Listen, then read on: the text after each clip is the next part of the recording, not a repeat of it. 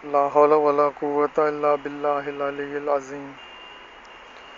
اعوذ باللہ من الشیطان الرجیم بسم اللہ الرحمن الرحیم الحمد للہ رب العالمین والصلاة والسلام علی اشرف الانبیاء والمرسلین وعلی آلہ الطیبین الطاہرین رب اشرح لی صدری ویسر لی امری واحلل عقدۃ من لسانی یفقهوا قولی اللہم صل علی محمد وآل محمد وعجل فرجہم۔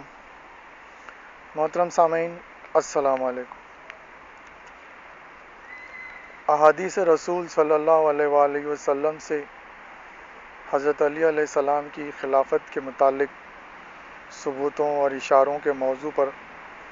ہماری گفتگو چل رہی تھی۔ بیچ میں ایک ذیلی موضوع نکل آیا کہ جو اسلامی جنگوں کی تاریخی روایات و حقائق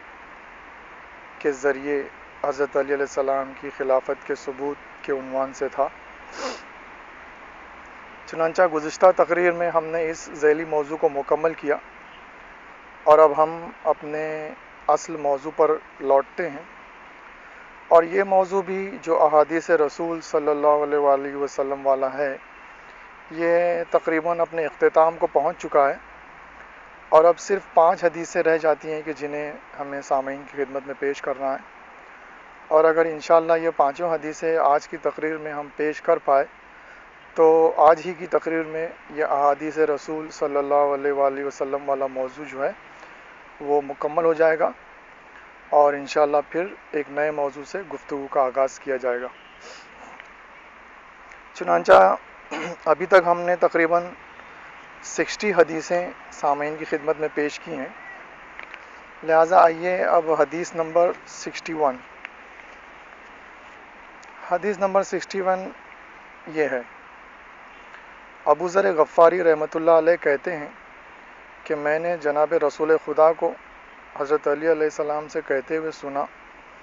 کہ اے علی، تم صدیق اکبر اور فاروق اعظم ہو جو حق و باطل کو جدا کرتا ہے۔ اس حدیث کو علامہ محب الدین طبری نے ریاض النظرہ کے 2 والیوم کے پیج نمبر 153 پر، اور حسین دیار بکری نے تاریخ الخمیس کے 2 والیوم کے پیج 306 پر، اور سنن ابن ماجہ کے 1 والیوم کے پیج 56 پر، اور ابن حجر مکی نے سوائق مورکہ کے پیج 74 پر، اور علی متقی نے کنز العمال کے 6 والیوم کے پیج 156 پر حدیث کا نمبر ہے 2608، اور علی متقی نے کنز العمال میں یہ حدیث مختلف جگہوں پر درج کی ہے، لہٰذا اس کے علاوہ پیج نمبر 394 پر حدیث کا نمبر 6026، پیج نمبر 402 پر حدیث کا نمبر 6115، اور پیج نمبر 405 پر حدیث کا نمبر 6134۔ یہ چاروں جگہوں پر علی متقی نے کنز العمال میں اس حدیث کو درج کیا ہے۔ سامعین کرام، اس حدیث میں سب سے پہلی بات تو یہ کہ وہ جو القاب ہیں صدیق اکبر اور فاروق اعظم جو دوسرے لوگوں نے اپنے اوپر چسپاں کر لیے ہیں، یہ دراصل حضرت علیہ السلام کے القاب ہیں،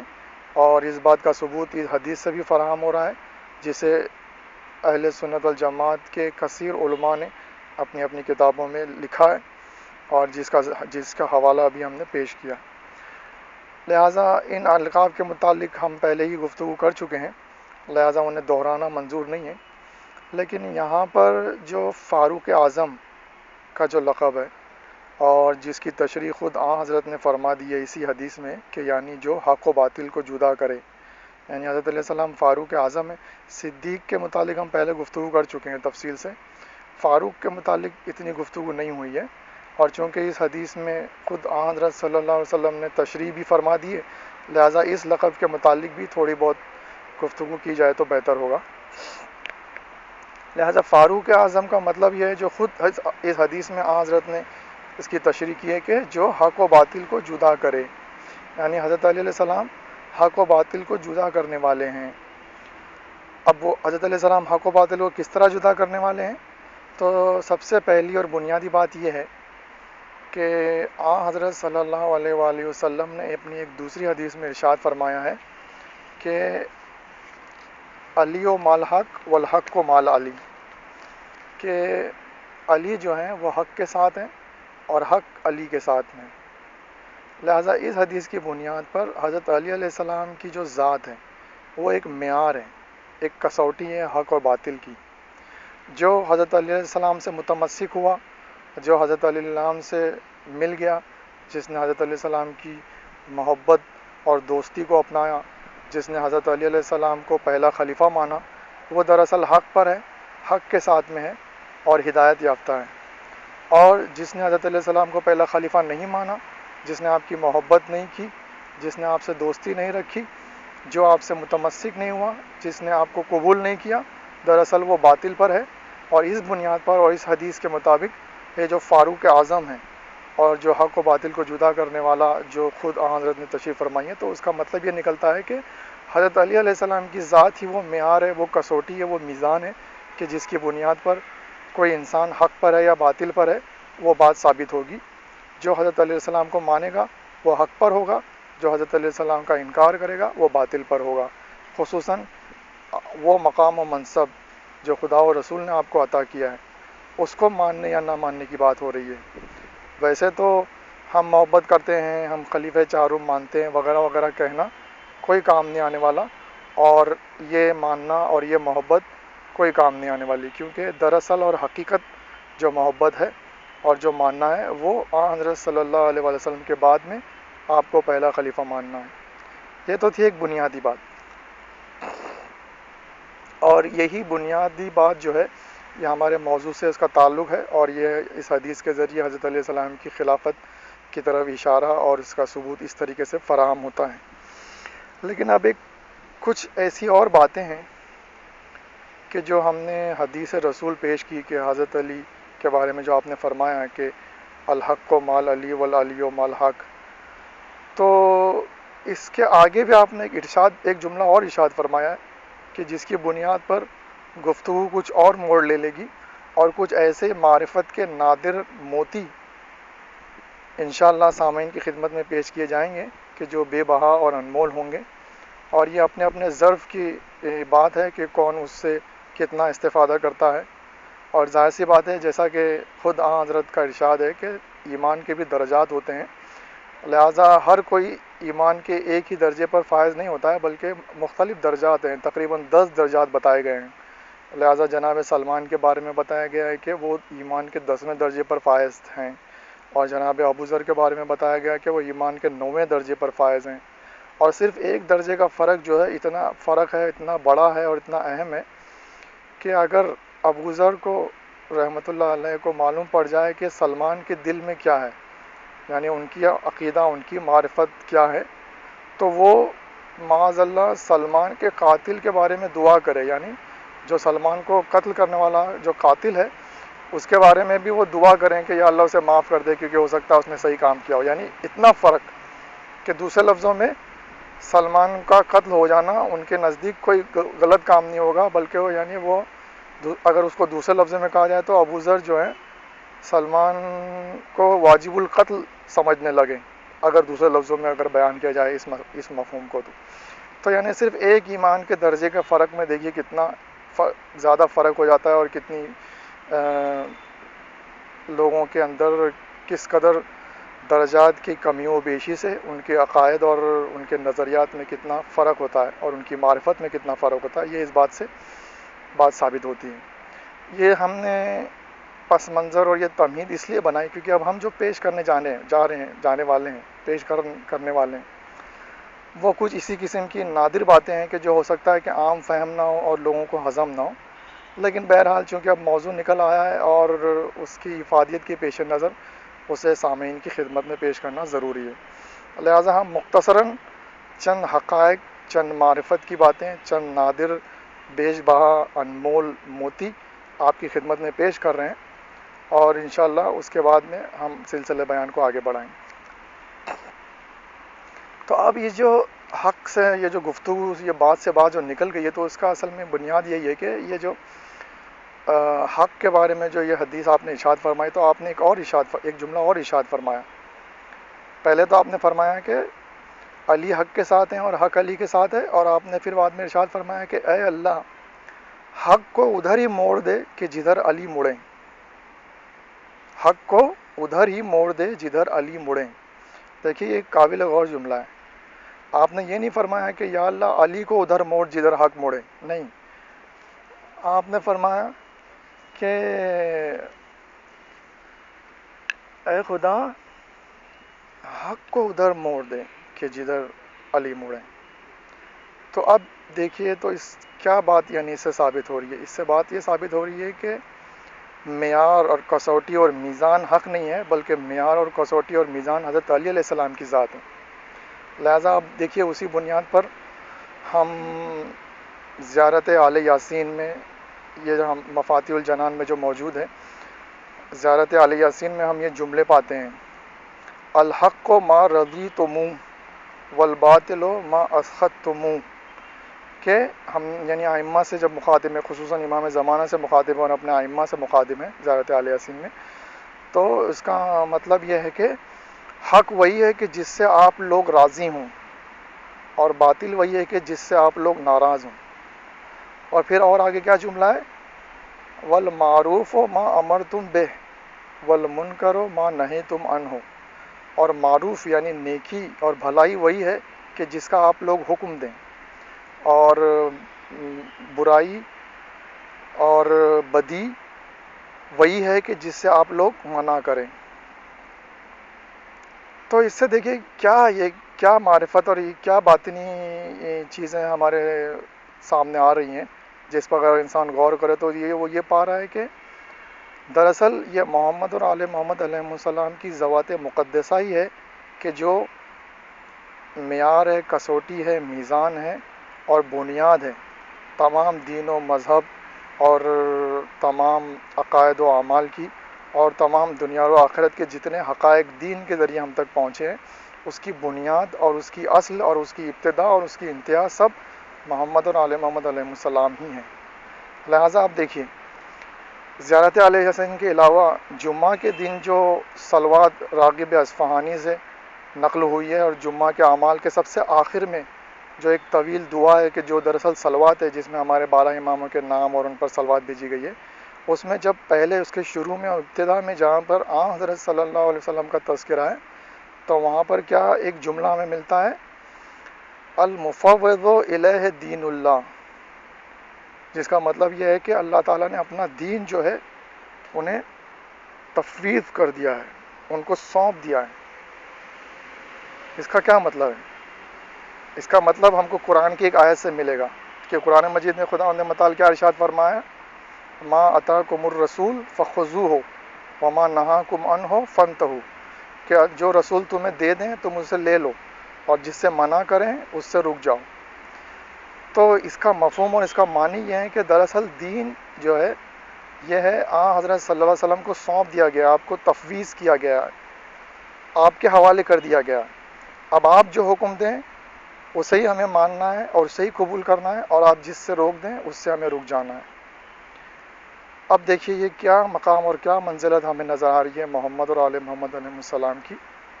اور یہی وجہ ہے کہ جیسا کہ ہم نے بتایا کہ ابھی تک ہم نے دیکھیے آخرت کے جو مراحل ہیں، حوض کوثر سے سیراب کرنا، صراط مستقیم سے گزرنا، جنت میں داخلہ، یہ تمام چیزیں کس سے متعلق ہیں، کس سے ربط رکھتی ہیں؟ کس کی اجازت کے بغیر انسان صراط مستقیم سے نہیں گزر سکتا؟ کس کی اجازت کے بغیر جنت میں داخل نہیں ہو سکتا؟ کس کی اجازت کے بغیر اور مرضی کے بغیر حوض کوثر کا پانی نہیں پی سکتا؟ کس کے لوائے حمد کے سائے میں انسان اگر کھڑا ہو تو حشر کی گرمی اور سختی سے نجات پا جائے گا؟ یہ سب حضرت علی علیہ السلام، یہ سب حضرت صلی اللہ علیہ وسلم ہے کہ ابتدا میں انہیں لوائے حمد دیا جائے گا، آپ حضرت علی کو دیں گے۔ حوض کوثر آپ کے ثبوت کیا جائے گا، آپ حضرت علیہ السلام کو دے دیں گے۔ صراط مستقیم پر جس کے پاس حضرت علی کی محبت کا پروانہ راہداری نہ ہوگا، اجازت نامہ نہ ہوگا، وہ گزر نہیں سکتا۔ جنت میں وہ شخص داخل نہیں ہو سکتا کہ جس کے پاس حضرت علیہ السلام کا اجازت نامہ نہ ہو۔ اور پھر بعض روایات کے مطابق میزان کیا ہے؟ میزان بھی دراصل کوئی ایسا کوئی ترازو نہیں ہے کہ جس میں اعمال تولے جائیں گے۔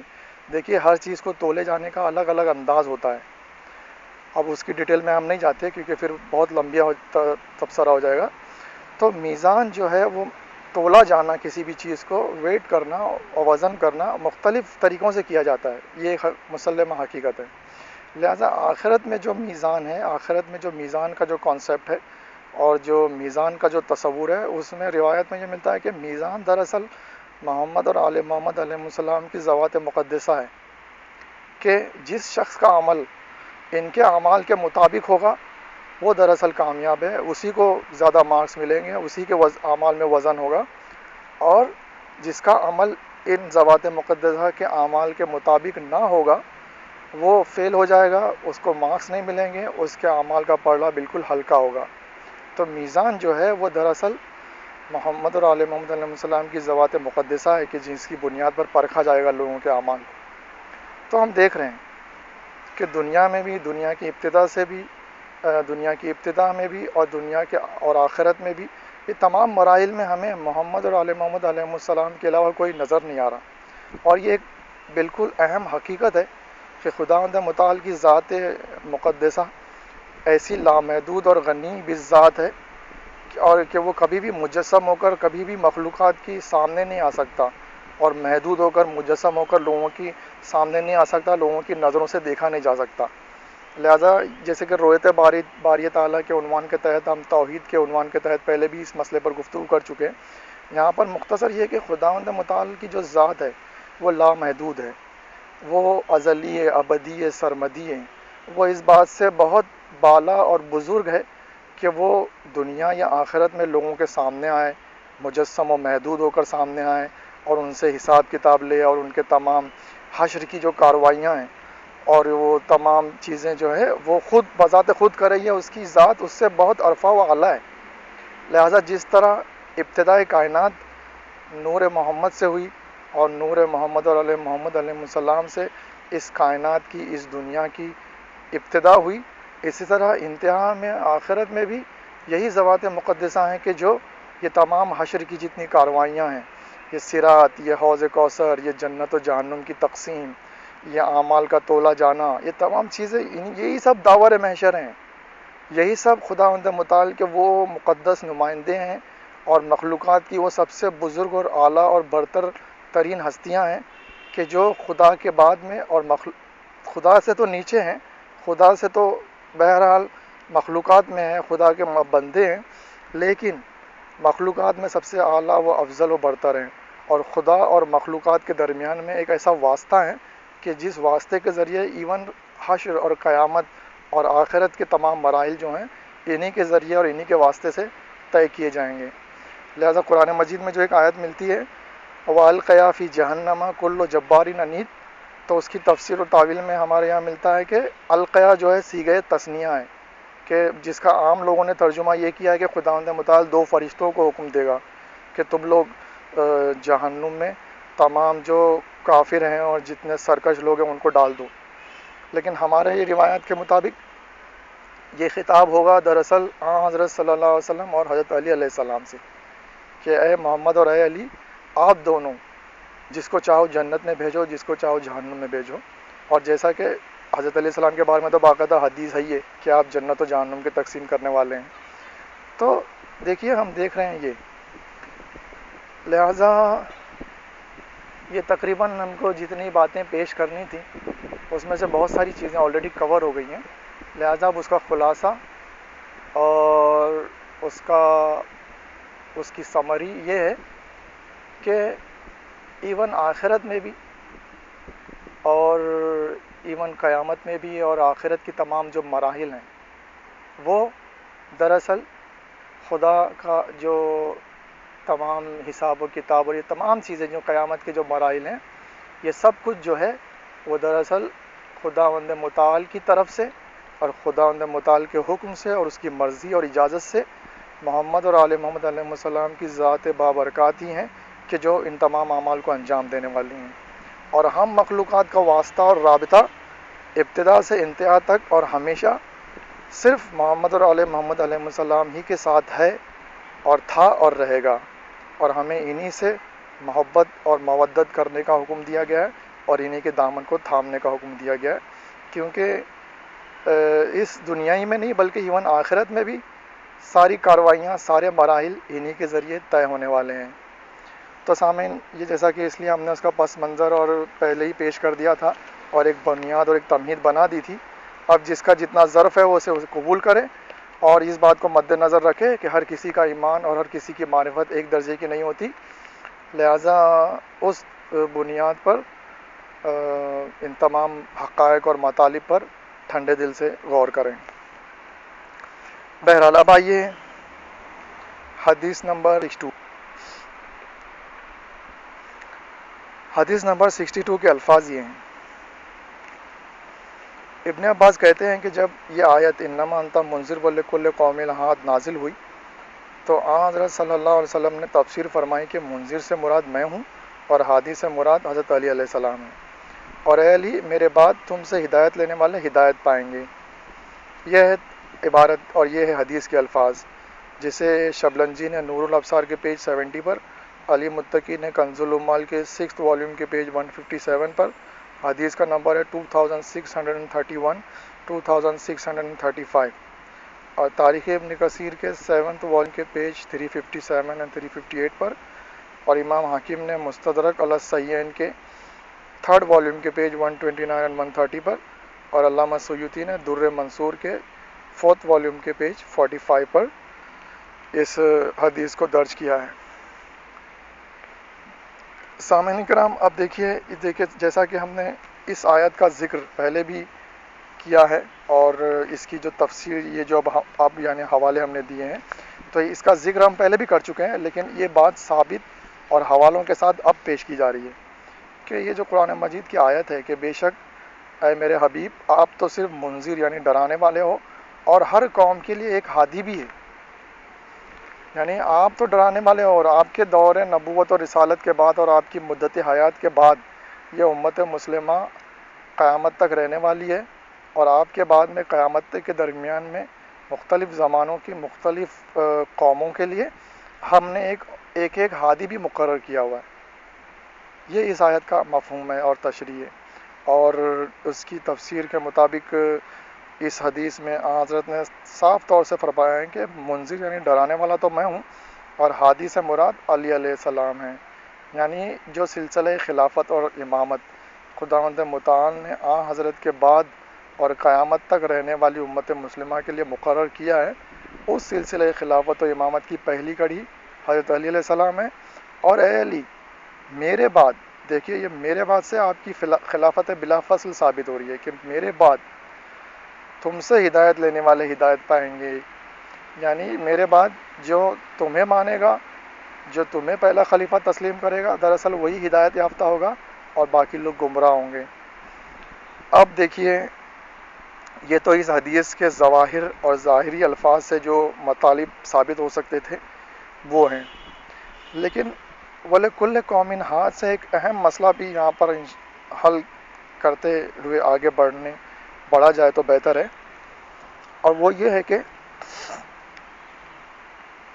جیسا کہ ہم نے اس کی تمہید اور اس کی بنیاد پہلے ہی بنا لی ہے اپنے اس تبصرے میں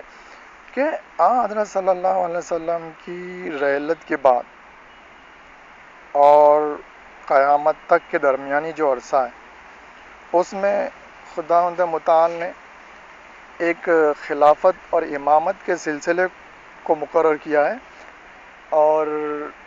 جیسا کہ ہمارے یہاں بھی وہ حدیثیں ہیں، اور ایون علماء اہل سنت والجماعت کی ایون صحیح بخاری میں بھی یہ حدیث ہے، تو وہ حدیث کیا ہے کہ آپ نے فرمایا ہے کہ سیکون بعدی 12 امیرا، کہ اس امت میں میرے بعد 12 امیر ہوں گے، اور جیسا کہ ہم پہلے بھی کئی بار اس بات کو دہرا چکے ہیں کہ امیر، سردار، حاکم، خلیفہ، امام، نائب، جانشین، یہ تمام جو مختلف الفاظ ہیں یہ صرف ایک ہی ہستی کی طرف اشارہ کرتے ہیں اور ایک ہی حقیقت کی طرف اشارہ کرتے ہیں، اور وہ ہے کہ آن حضرت کے بعد میں اس امت مسلمہ کی قیادت اور رہبری کرنے والا، اب خواہ اسے آپ کسی بھی نام سے پکار لیں، اور مختلف حدیثوں اور روایتوں میں اور مختلف جگہوں پہ مختلف الفاظ استعمال کیے گئے ہیں۔ لہذا یہ جو 12 امیر یا 12 سردار یا 12 امام جسے ہم کہتے ہیں، یہ والی جو حدیث ہے، اور 12 خلفاء جسے کہہ سکتے ہیں آپ، یہ حدیث ایون صحیح بخاری میں بھی موجود ہے، اور اس کے بارے میں ہم مخصوص تقریر پہلے بھی کر چکے ہیں، مگر یہاں پہ صرف چند اہم باتوں کی طرف اشارہ کر کے آگے بڑھنا ہے، چونکہ یہ وَلِكُلِّ قَوْمٍ ہاد کے تحت یہ باتیں سامنے آ رہی ہیں۔ تو سامعین کرام، ہم دیکھتے ہیں کہ اس آیہ کریمہ کے مطابق، اور ایون وہ 12 امیر والی جو حدیث ہے اس کے مطابق، اور سلسلہ خلافت و امامت جو مقرر کیا ہے خداوند متعال نے، اس کے مطابق، اور جیسا کہ ہم نے حدیث ثقلین کے بارے میں ذکر کیا تھا کہ حدیث ثقلین میں بھی یہ بات ہے کہ میں قرآن اور اہل بیت چھوڑے جا رہا ہوں، اور یہ کبھی ایک دوسرے سے جدا نہ ہوں گے یہاں تک کہ حوض کوثر پر میرے پاس آ کے ملیں۔ تو جس سے یہ بات ثابت ہوتی ہے کہ ایون حضرت کے بعد میں قیامت تک یہ جو سلسلہ ہے ہدایت و رہبری اور قیادت کا امت مسلمہ کی، یہ متصل ہونے والا ہے قیامت تک، یعنی حضرت کی رحلت سے لے کر قیامت تک کے درمیانی عرصے میں یہ دونوں چیزیں رہنے والی ہیں، اور اہل بیت کی ایک فرد کا موجود ہونا ضروری ہے، اور یہ ایون قیامت تک رہیں گے ساتھ میں، اور حوض کوثر پہ جا کے ملیں گے۔ تو جس سے یہ بات ثابت ہو رہی ہے کہ جو سلسلہ خلافت و امامت جو ہے وہ حضرت کی رحلت کے بعد سے لے کر قیامت تک یہ سلسلہ جاری رہے گا، اور اس سلسلے کی ایک نہ ایک اہل بیت کی فرد اس دنیا میں امت مسلمہ کی قیادت اور رہبری اور ہدایت کے لیے موجود رہے گی۔ اور قرآن مجید تو ہے ہی ہے، اور اسے تو حضرت نے پہنچا دیا، اور خدا نے حفاظت کا وعدہ لے لیا ہے۔ لہذا اس بنیاد پر بھی یہ دیکھیے، یہ تمام باتیں، یہ تمام حقائق ہم اس لیے جمع کر رہے ہیں جسے ایک بات ثابت کرنی ہے، وہ یہ ہے کہ حضرت صلی اللہ علیہ وسلم کی رحلت کے بعد سے لے کر قیامت تک امت مسلمہ رہنے والی ہے، اور اس امت مسلمہ کی قیادت اور رہبری کے لیے خدا اور رسول نے خلافت و امامت کا انتظام کیا ہوا ہے، اور یہ انتظام کبھی بھی بیچ میں ختم نہیں ہوگا، ختم نہیں ہو جائے گا، ٹوٹ نہیں جائے گا، اور قیامت تک اس امت کی قیادت اور رہبری کے لیے ایک خلیفہ اور ایک امام موجود رہے گا۔ یہ ایک حقیقت ہے کہ جو ان تمام باتوں سے ثابت ہو رہی ہے، اور اس کے علاوہ وہ قرآن کی وہ آیت کہ ہم وہ یوم ندعو کل اناس بامامہم، کہ ہم لوگوں کو اپنے اپنے وقت کے امام کے ساتھ اٹھائیں گے، جس سے اور اس سے بھی یہ بات ثابت ہوتی ہے کہ ہر زمانے کا ایک امام ہونا ضروری ہے۔ لہذا ظاہر سی بات ہے کہ ہر کسی کو جب اپنے وقت اپنے اپنے زمانے کے امام کے ساتھ میں بلایا جائے گا، تو یہ اس بات کو ثابت کرتا ہے کہ ہر زمانے میں ایک امام کا ہونا ضروری ہے۔ تو اب یہ دیکھیے، یہ حقیقت تو ثابت ہو گئی مختلف ذریعوں سے اور مختلف حدیث اور قرآن اور روایت کے ذریعے کہ حضرت کی رحلت کے بعد میں امت مسلمہ کی قیادت اور رہبری کے لیے قیامت تک سلسلہ خلافت و امامت جو خدا و رسول نے مقرر کیا ہے وہ قیامت تک برقرار رہنے والا ہے، جاری و ساری رہنے والا ہے۔ اب جب یہ حقیقت ثابت ہو گئی تو آئیے ذرا موازنہ کرتے ہیں کہ اس حقیقت پر پورا کون اترتا ہے، اس کسوٹی پر پورا کون اترتا ہے، اس عقیدے اور نظریے کو کون مانتا ہے، اور کس کا سلسلہ خلافت و امامت ایسا ہے کہ جو اس معیار پر پورا اترتا ہے۔ تو لہٰذا جیسا کہ ہم نے بتایا سامعین کہ اسلام میں جو دو اہم بنیادی فرقے ہیں وہ ہے سنی اور شیعہ، اور بعد میں تمام چیزیں تمام دیگر فرقے جو ہیں وہ انہی کی شاخیں ہیں، اور دراصل وہابی جو فرقہ ہے وہ بھی سنیوں کا ایک الگ فرقہ ہے، لیکن جو کہ فروعی طور پہ نہیں بلکہ اصولی طور پر سنیوں سے الگ ہو گیا ہے، مگر بہرحال وہ بھی سنیوں میں سے ہی ایک فرقہ ہے، کیونکہ خلافت کے مسئلے پر خصوصاً وہابی ہو یا سنی ہو، یہ دونوں فرقے کے حضرات حضرت علی علیہ السلام کو پہلا خلیفہ نہیں مانتے بلکہ حضرت ابو بکر کو پہلا خلیفہ مانتے ہیں۔ لہٰذا خلافت کی بنیاد پر دیکھا جائے تو بنیادی طور پر صرف دو ہی فرقے ہیں، وہ ہیں سنی اور شیعہ۔ بہرحال تو اب دیکھتے ہیں ہم کہ جو سنی حضرات کے یہاں جو سلسلہ خلافت ہے وہ کہاں سے شروع ہوا، کہاں پہ ختم ہوا، اور اس کا آج کے دور میں اس کا کیا حال ہے، اور قیامت تک کے لیے اس کا کیا حال ہوگا۔ تو ہم جب تاریخ پر نظر ڈالتے ہیں تو ہم دیکھتے ہیں کہ یہ سلسلہ خلافت خلفائے راشدین سے 4 خلفاء سے شروع ہوا، جس میں اول حضرت ابو بکر، پھر حضرت عمر، پھر حضرت عثمان، پھر حضرت علیہ السلام. یہ خلفائے راشدین، یہ 4 خلیفہ ہیں، ان کی بہت اہمیت ہے، بہت فضیلت ہے یہ وہ. اور اس کے بعد میں پھر خلافت جو ہے بنی امیہ میں ٹرانسفر ہو گئی. پھر حضرت علیہ السلام کے بعد میں معاویہ نے خلافت پر قبضہ کر لیا، اور معاویہ کے ذریعے یہ خلافت بنی امیہ میں چلی گئی، اور بنی امیہ میں تقریباً 80 یا 82 سال تک رہی، اور اس میں کثیر تعداد میں خلفاء گزرے. اور پھر بنی امیہ کے بعد میں یہ خلافت اور سلسلہ خلافت جو تھا وہ بنی عباس میں ٹرانسفر ہوا، اور عباسی خلفاء گزرے، جس میں ہارون رشید وغیرہ یہ جو مشہور ترین خلفاء تھے وہ سب گزرے، اور ان کا بھی سلسلہ تقریباً کافی عرصے تک رہا. پھر خلافت کا جو سلسلہ ہے وہ بنی عباس سے منتقل ہو کر بنی فاطمہ میں گیا، اور بنی فاطمہ کے خلفاء گزرے. اور پھر اس کے بعد میں یہ بھی کافی عرصے تک، طویل عرصے تک رہا یہ سلسلہ. اور بنی فاطمہ کے بعد میں خلافت جو ہے، سلسلہ خلافت جو ہے وہ عثمانیہ سلسلے میں چلی گئی، خلافت عثمانیہ میں ٹرانسفر ہو گئی. اور سلسلہ خلافت جو ہے بنی فاطمہ کے بعد خلافت عثمانیہ کے عنوان سے ٹرانسفر ہو گئی، اور ترکی اور اس کے فرما رواں وغیرہ جو تھے وہ انہوں نے سلطنت عثمانیہ اور خلافت عثمانیہ کی بنیاد ڈالی، اور اس سلسلے کو آگے چلایا. اور پھر بعد میں آج سے تقریباً 200 سال پہلے یہ سلسلہ خلافت کہ جو بنی فاطمہ کے بعد عثمانی سلسلے میں آیا تھا، یہ سلسلہ خلافت اور سلسلہ خلافت عثمانیہ کمال الدین اتا ترک پاشا کی ذات پر آ کر ختم ہو گیا، جو کہ تقریباً 150-200 سال پہلے یہ گزرا ہے. اور کمال الدین اتا ترک پاشا پر سلسلہ خلافت اپنے اختتام کو پہنچ گیا، ختم ہو گیا. اب کمال الدین اتا ترک پاشا کے بعد میں کوئی بھی ایسا شخص امت مسلمہ میں نہیں ہے کہ جو سلسلہ خلافت کی بنیاد پر امت مسلمہ کا قائد و رہبر ہو. یعنی آج سے تقریباً 150-200 سال پہلے تک جو کمال الدین اتا ترک پاشا کی خلافت پر یہ سلسلہ ختم ہوا، تو اس سے پہلے تک ان تمام سلسلوں میں جو خلیفہ اور حاکم ہوا کرتے تھے وہ اپنے آپ کو خلیفہ رسول کہا کرتے تھے، اور خلافت کا جو سلسلہ جو آن حضرت صلی اللہ علیہ وسلم کی رحلت کے بعد سے شروع ہوا تھا، اسی سلسلے کی ایک کڑی سمجھتے تھے اپنے آپ کو. بہرحال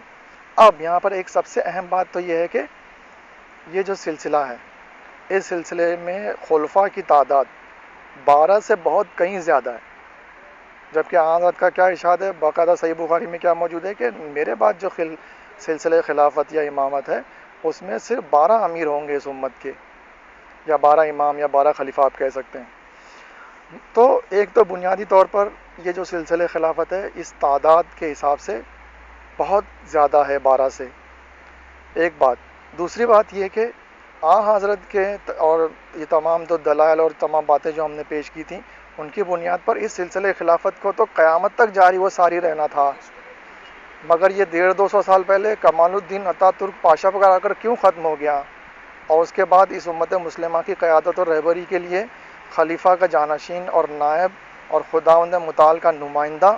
اس امت مسلمہ کے لیے کوئی کیوں نہیں ہے، اور ہمارے حالیہ دور میں کوئی کیوں نہیں ہے، اور قیامت تک کے آنے والے تمام ادوار کے لیے کوئی کیوں نہیں ہے؟ تو لہٰذا یہ ایک دوسرا اہم سوال ہے جو اس سلسلہ خلافت کے متعلق وارد کیا جا سکتا ہے، جو کہ اس کے باطل ہونے کو ثابت کر رہا ہے. ایک تو یہ کہ مجموعی طور پر یہ تعداد میں 12 سے زیادہ ہیں، دوسرا یہ کہ یہ سلسلہ ختم ہو گیا اور حالیہ دور میں کوئی خلیفہ، کوئی نائب اور جانشین رسول کا اس امت مسلمہ کے لیے نہیں ہے، اور آئندہ ادوار کے لیے بھی کوئی نہیں ہو سکتا ہے، کیونکہ ظاہر سی بات ہے جب آلریڈی ختم ہو گیا ہے اور اسے ختم کر دیا گیا ہے تو اب نہ آج کے دور میں جب نہیں ہے تو ظاہر سی بات ہے کہ قیامت تک کے تمام آئندہ ادوار میں بھی نہیں ہوگا. تو یہ ایک دوسرا ایک ایسا کلاؤز ہے، ایک دوسری ایسی بنیاد ہے کہ جس کی بنا پر اس سلسلہ خلافت کو باطل تصور کیا جا سکتا ہے اور باطل شمار کیا جا سکتا ہے. اب یہ تو تھا پہلو اہل سنت والجماعت حضرات کے سلسلہ خلافت کا،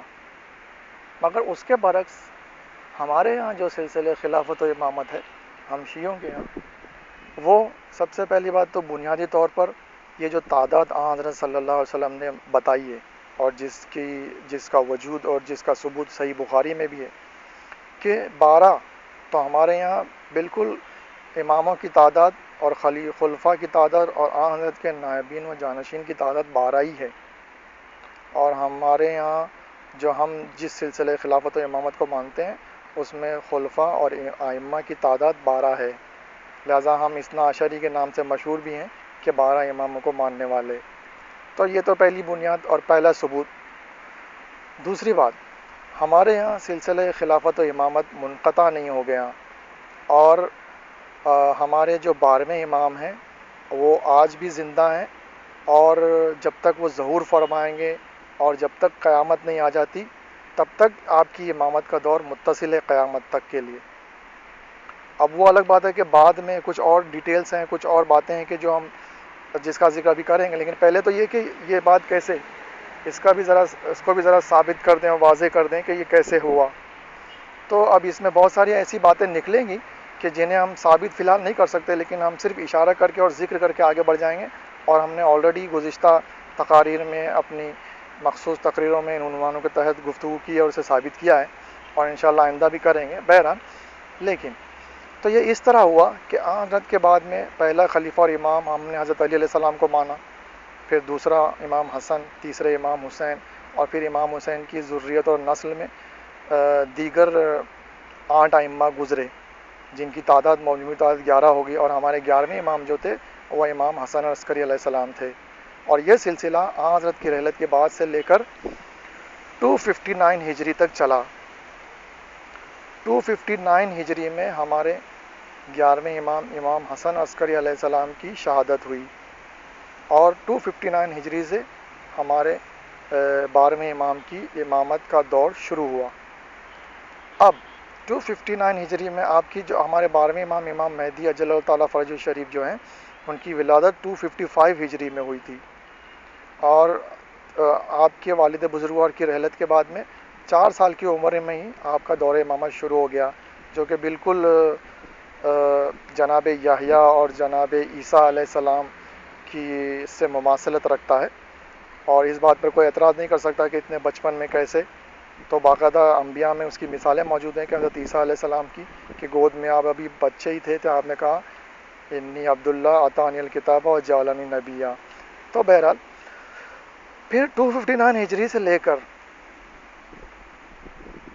329 ہجری تک آپ کا دور امامت چلا، لوگوں کے سامنے آپ رہے. یہ دور غیبت صغریٰ کہلاتا ہے کہ اس میں آپ غائب نہیں ہوئے تھے بالکل کلی طور پر، آپ لوگوں سے ملتے جلتے کم تھے، لیکن آپ پھر بھی ظاہری طور پر آپ اسی دنیا میں لوگوں کے سامنے رہتے تھے. اور 4 نواب اربعہ جو مشہور ہیں، 4 اپنے خاص نمائندوں کے ذریعے لوگوں سے ربط و ارتباط رکھتے تھے. 329 ہجری کے بعد میں آپ کی غیبت کبریٰ کا آغاز ہوا، اور آپ نے اعلان کر دیا کہ اب خداوند متعال کا حکم ہے کہ میں ایک طویل عرصے کے لیے لوگوں کی نظروں سے غائب ہو جاؤں. کیونکہ دیکھیں ابھی ہم نے بتایا کہ خدا اور رسول کی مرضی کے مطابق اس امت میں 12 امام ہی ہونے ہیں، لہذا یہ جو 12ویں امام ہیں ان کی امامت کے دور کو خداوند متعال نے انتہائی طویل کر دیا، اور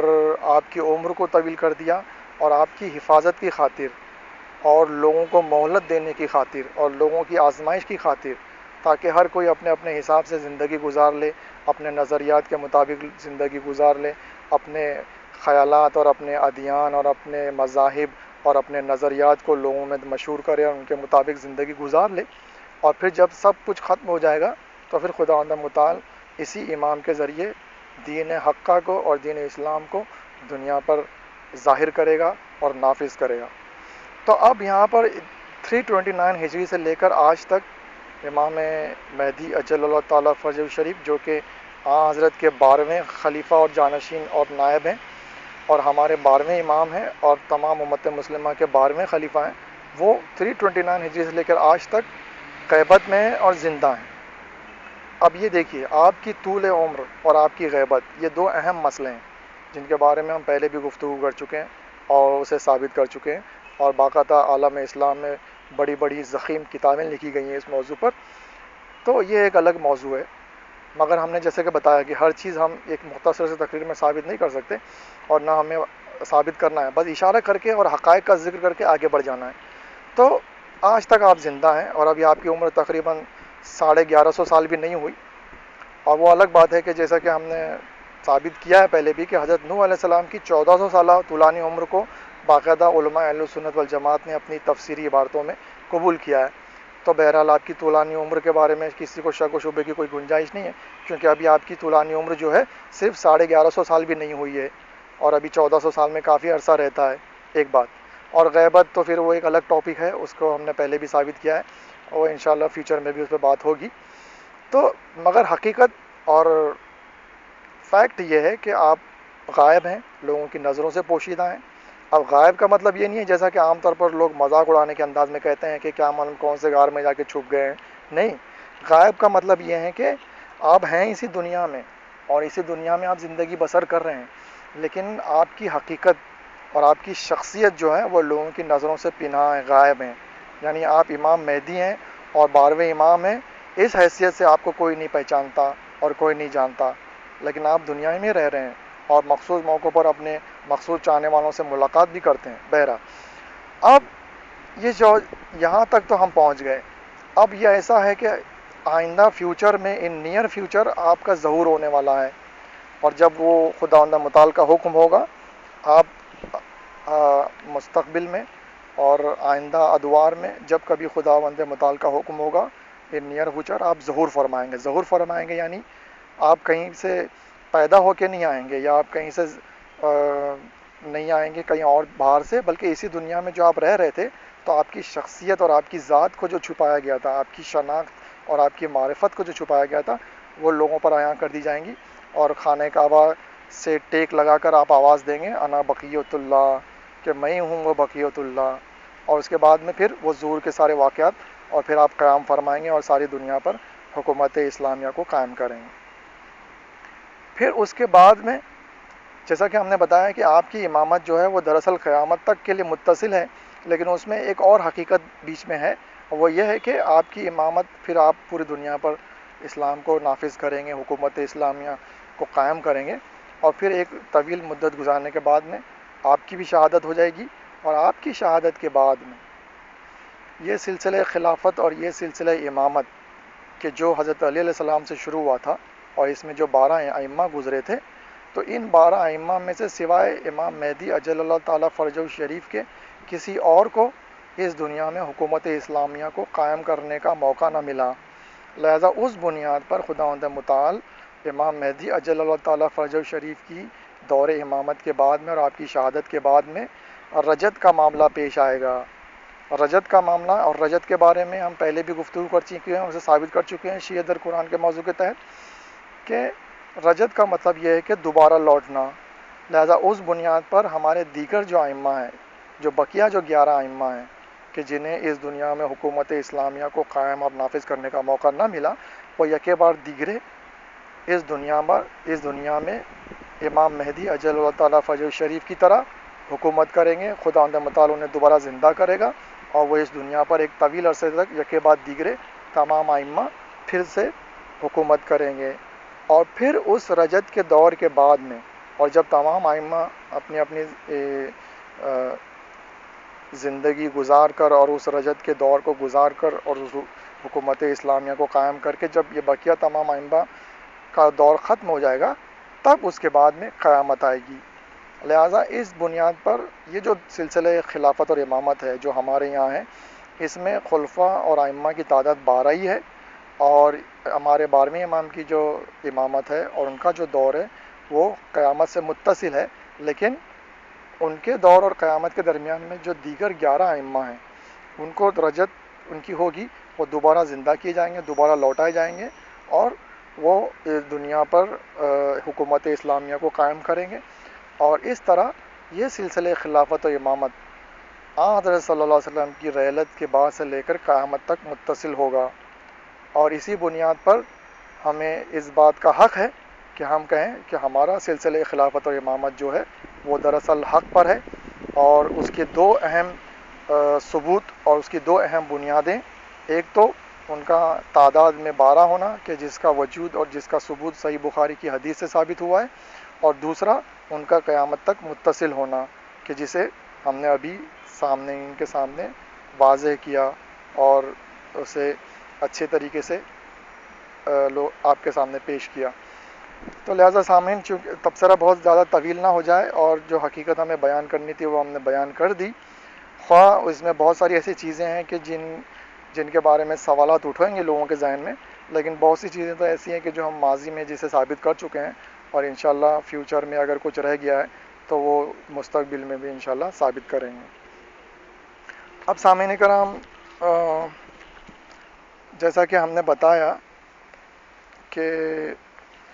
وقت ابھی رہتا ہے بہت کم اور 3 حدیثیں ہمیں پیش کرنی ہیں، تو ہم چاہ رہے تھے کہ آج کی تقریر میں یہ موضوع ختم ہو جاتا، لیکن اتنا ضروری بھی نہیں ہے کہ ہم موضوع کا حق ادا کیے بغیر اسے ختم کرنے کی نیت سے جلدی جلدی آگے بڑھ جائیں۔ لہٰذا اگر یہ حدیثیں 5 حدیثیں آج کی تقریر میں نہ بھی آ سکیں تو کوئی بات نہیں، یہ ہم کر سکتے ہیں کہ آئندہ جو تقریر ہوگی وہ جو بچی ایک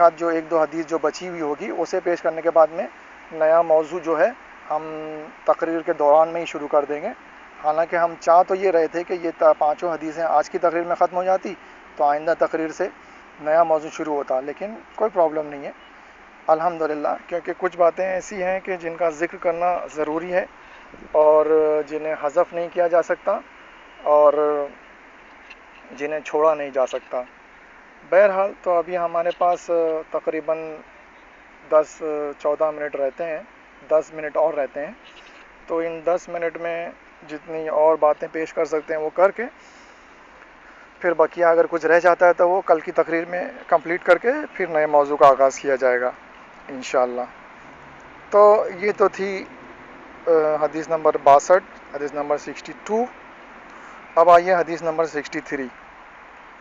اور انشاءاللہ جیسا کہ ہم کو لگ رہا ہے کہ بس ہم یہی حدیث کو مکمل کر پائیں گے، کیونکہ پھر بعد میں جو 2 حدیثیں ہیں وہ ایک ہی ٹاپک پر ہے کہ جو ایک ڈیٹیل ٹاپک ہے جسے ہم کور نہیں کر پائیں گے، وہ آئندہ تقریر کے لیے رکھا جائے گا۔ تو حدیث نمبر 63 یہ ہے۔ ابن عباس کہتے ہیں کہ فرمایا جناب رسول خدا نے کہ علی باب حتہ ہیں، جو اس میں داخل ہو گیا وہ مومن ہوا اور جو اس سے نکل گیا وہ کافر ہو گیا۔ اس کو علی متقی نے کنز العمال کے 6 والیوم کے پیج 153 پر اور روضۃ الندیہ کے پیج 152 اور 153 پر، اور ابن حجر مکی نے سوائق مورکہ کے پیج 75 پر درج کیا ہے۔ سامعین کرام، اس حدیث میں حضرت صلی اللہ علیہ وآلہ وسلم نے حضرت علیہ السلام کو تشبیہ دی ہے اور آپ کہا ہے کہ آپ باب حتہ کی طرح ہیں۔ باب حتہ کیا ہے؟ سب سے پہلی بات، باب حتہ دراصل قوم بنی اسرائیل کا وہ دروازہ ہے کہ جس میں سے باب کہتے ہیں دروازے کو اور حتہ کہتے ہیں بچاؤ، پروٹیکشن، امان، کائے سے؟ خدا کے عذاب، غضب اور دوزخ کی آگ سے۔ تو حتہ یعنی بچاؤ، پروٹیکشن، امان، تو باب یعنی دروازہ۔ تو وہ قوم بنی اسرائیل میں یہ وہ واقعہ پیش آیا تھا کہ جب فرعون سے نجات پا کر قوم بنی اسرائیل حضرت موسیٰ علیہ السلام کے ساتھ میں جب کافی عرصہ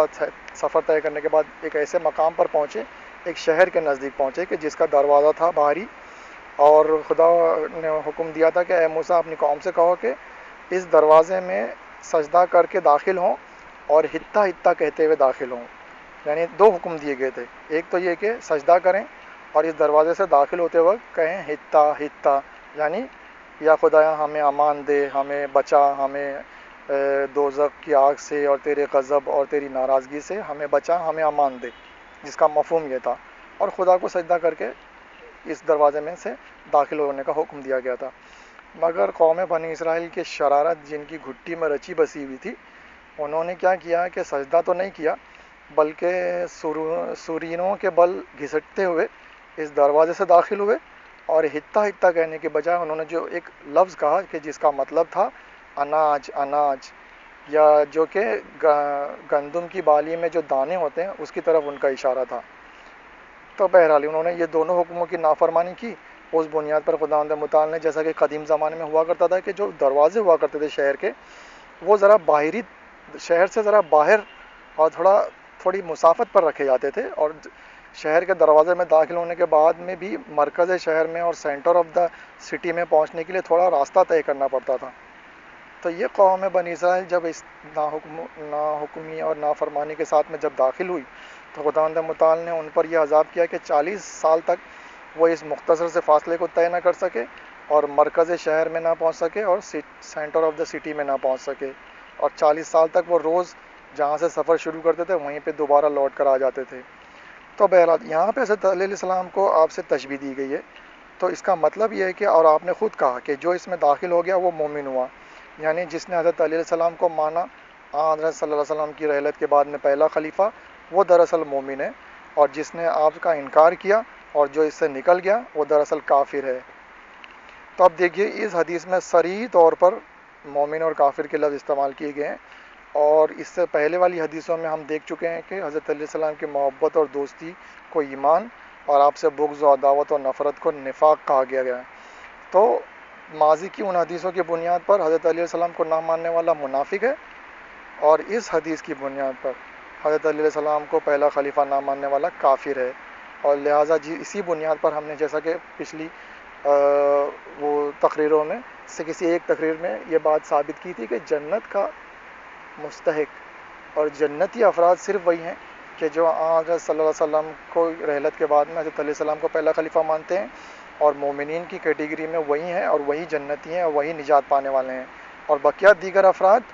منافقین اور کافرین کے زمرے میں آئیں گے اور ان کا ٹھکانہ جہنم ہے۔ تو سامعین الحمدللہ کہ یہ مختصر سی حدیث تھی، اور جس سے جو مختصر سا استفادہ ہو سکتا تھا وہ الحمدللہ ہو گیا،